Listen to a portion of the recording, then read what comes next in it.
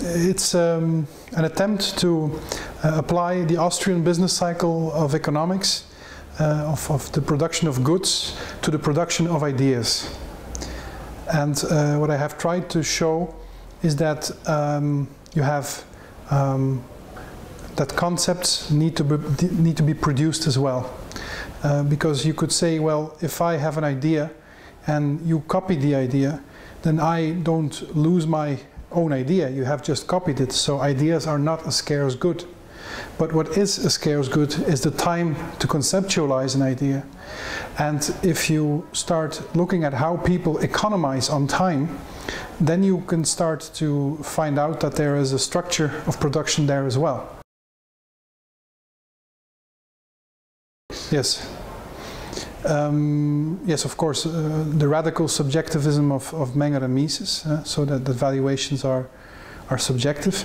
But the important thing is that, well, let me start with the basic observation I have made, and that is that we have a conceptual inflation today. If you look at the concept rights, for instance, it used to be only property right, and some rights that are derived from property rights. Nowadays, you have all kinds of rights. You have a right to free education, a right to free healthcare, and with each legislature, the parliament votes new rights. So you get an injection of new meanings in the same concept, and it devalues everything. And you know, this is my first observation. Well, from a lot of rivers. I had a lot of thirst to know how these things worked. You have some identifications in the sociology of knowledge, of course in linguistics, also in psychology. I try to integrate as much disciplines as I can. But my main goal is to show that if you want to achieve a free society, that you have to be very, very clear about what is a right and what is not. And by using this theory, you can show how cultural Marxism actually tried to change the meaning of words. I have given the example of the concept of justice.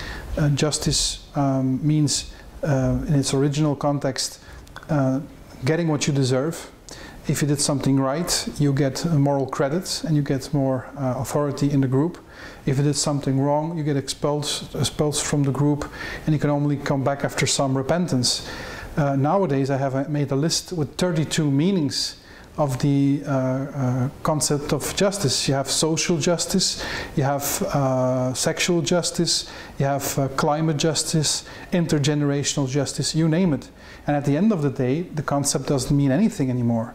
So everybody is in favor of justice up until you start defining what it is. And you have a luring social conflict that will come about when, you know, when the economic crisis becomes bigger. Then you will see that we have totally dissolved our conceptual culture.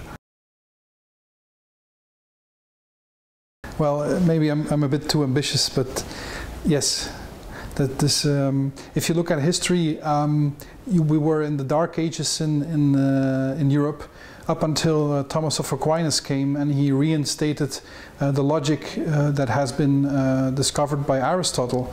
And this was a true renaissance, because in his day, in the 13th century, you had a little Carolingian Renaissance, which was a quite philosophical Renaissance, but it laid the bedrock for the big Renaissance that came a few centuries later. And in my theory, I can explain this within the same conceptual framework. What we need now, what we are going to now, in my opinion, is the second Middle Ages. Or not Middle Ages, Dark Ages. And what we need to do is show intellectual entrepreneurship and try to reclaim the meanings that have been lost due to the injection of fiat meanings into existing concepts. What we actually really need is a second philosophical renaissance. And I see a lot of potential in the libertarian community to do this, but we must be aware of the distortion that has taken place in the conceptual realm.